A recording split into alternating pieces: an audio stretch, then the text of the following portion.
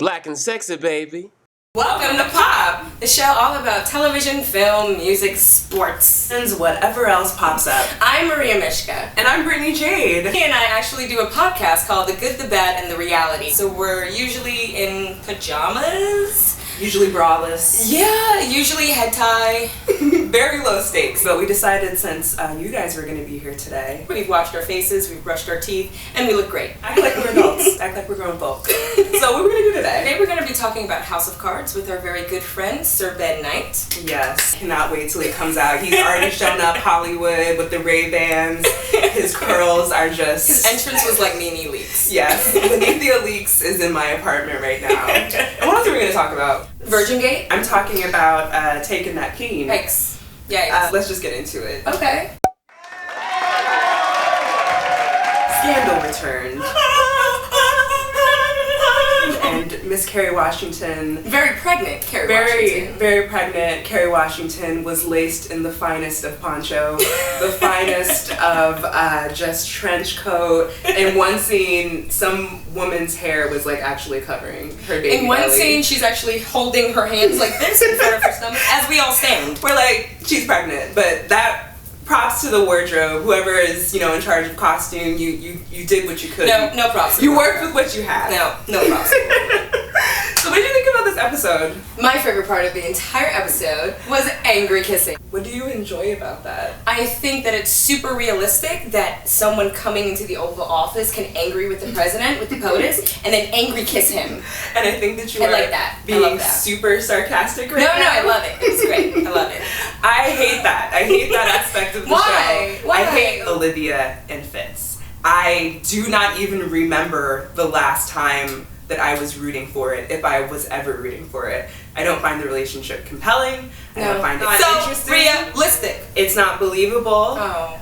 Like the scene where he comes and they do the angry kiss, the one that you're talking about, I was watching it and I was literally like, I think he hates her. So my least favorite part actually had to do with Harrison, even though I love Columbus Short. Like, What are they doing with his character? They're not doing anything with his character. I would like them to develop his character and give him more backstory. And what they did with this opening, I was not interested in it at all. He was just sitting in an office for in the dark for most of his scenes. It was wildly confusing. No, seriously, when the girl comes in, and that's supposed to be a big twist because this whole time he's trying to keep this friend from getting back into the country, and it's revealed that she's a woman and she's a sexy woman, and I'm just sitting there woman? I don't even care about My it. God. I literally have no idea who this person is, who they are to Harrison, who Harrison is beyond somebody that's a gladiator and works for stomping yards.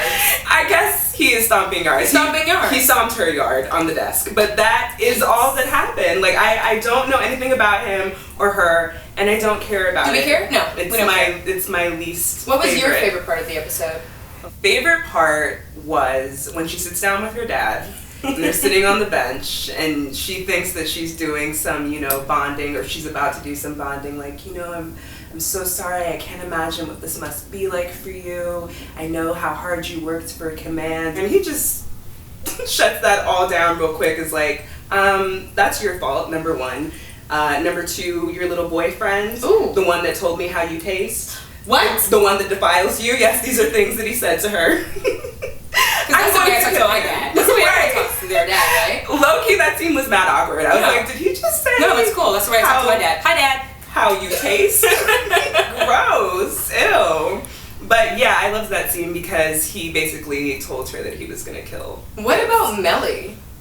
She was doing a lot this episode, actually. Melly is quickly becoming my favorite character on the show. That brunch was insane, but well played, Melly. Melly with the clenched teeth as she slid over to Olivia a list of suitors for her to pick as a boyfriend. She made Olivia Pope cheers her many times. They were so many times. clinking those glasses, getting those photo ops, and it was amazing. Any Scandal fan knows that at least 50% of the fun is following along with the tweets on Twitter, and so I decided to favorite my favorite tweets of the night and have Mishka do a dramatic reading.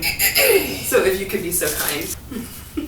At Rain of April says, I'm gonna need this Tyler Perry joint, Single Moms Club, to stop referencing Scandal in their promos. You can't sit with us, Tyler. Ever. At Rhea LaDonna says, Olivia, you ain't shit, even if your edges are laid. Miss Mary Pryor says, Olivia, please get a boo. Please, girl, let a brother try again. Let try. At HOC Sit Down says, it's been 33 minutes. Why has no one murdered Quinn yet? Question of the night. Why is she still alive? Quinn/Lindsay, why is she still around? She can be done. Do we care? She can die. And the last one, at Yumi Yuko says, last thing I remember about Scandal is Beyonce's album coming out. Because we all measure Scandal in terms of Beyonce albums. Yes, I think this is another reason why I wasn't in love with this episode of Scandal, and that is because I have been binge watching House of Cards. Oh. I've been a shut-in. I've been a loser. Oh. I haven't left my apartment. Well, let's do it. Let's jump in, right? Can we please? We're already in DC, right? We're in DC. We're in DC, It's we're in greedy, Scandal. it's sexy, it's corrupt. Let's do it. Let's walk over Capitol Hill. Shake with your right hand, but hold a rock in your left. Spoiler alert! There's gonna be a whole bunch of spoilers up in here. Attention, attention, attention, attention, attention, attention, attention, attention. I'm glad you said that. We're going to be talking about House of Cards, but in order to do that properly, we're going to need the help of one of our very good friends. Oh, yes. Oh, music lover, DJ, hailing all the way from Detroit, Michigan. Also known as Detroit. Our very good friend. Please help us welcome Sir Ben Knight. Yes! Woo! Yes. Ow, ow! Absolutely. Yes, look Cheers. at Oh, cheers all around. Cheers, cheers. Yes. Yes. Welcome. Thanks for coming, excited. Ben. I'm so excited Thanks to for be coming, here. Ben. Yes. Well, what was your favorite part of season 2, Ben? Okay, so for me, the best part of season 2, the moment where I was like, now bitch, was the threesome. Like, you saw it slowly coming out of nowhere, but it just, the way that they developed it, how it happened, the little porn thing, like the whole, just everything about that situation was amazing, and I cannot wait for season 3. No, seriously. Oh my god. My favorite part of season 2 was, because I'm only up to episode 2, so my favorite part is the big, shocking Zoe boom that metro train. Yes. Just like the way he picked her up was like he's killed somebody Right. in that fashion before. My favorite part of House of Cards season 2, it was the same favorite as season 1. I love Claire and Frank together. I love their relationship. I love how they play off of each other, how they complement each other. One is as ruthless as the other one. Totally. And you would underestimate Claire because she's a woman, but now bitch. Now bitch. You now will get bitch. cut. Yes. She's just as ruthless as her husband, so I like that. Totally. I enjoyed it. I thought it was great. We kind of want to play a little game. Yes. Miss Brittany, she was so kind. It's called House of Cue Cards, in which we try to out Frank Underwood each other. Oh my god. And we're going to take some Frank Underwood quotes from House of Cards, and we're going to do our best little, Southern senator asides. Okay. And Okay? is there a prize? This is important for this. The prize is power. Okay. Or Robin Wright's haircut. Now, bitch. When I said that, just boss. Okay, I'm ready for the game. But Okay. I'm glad we talked about the haircut because yes, It's absolutely. everything. It's on point. It is. Everything. It's immeasurable. Everything about her is now, bitch. So we're going to start our game. Ben, you're going to go first. Okay. Brittany, you're going to go second. I'm going to go last. I know you've prepared something special for us, so we're ready for this dramatic reading. But Ben, do you want to start? Yes, I will. Okay. Okay. For those of us who are climbing to the top, there is no mercy. There's but one rule: hunt or be hunted. That was an amazing aside. Ben, Try. oh my gosh. Trying. No, you got it. Okay. Britt? A great man once said.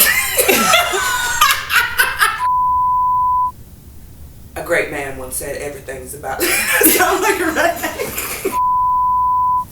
A great man once said everything is about sex, except sex. Sex is about power. Woo! Thanks a lot, you guys. Right. Okay. Power is a lot like real estate. It's about location, location, location. What was that last one? Loquation. Loquation. I'm quite loquacious. Loquation here.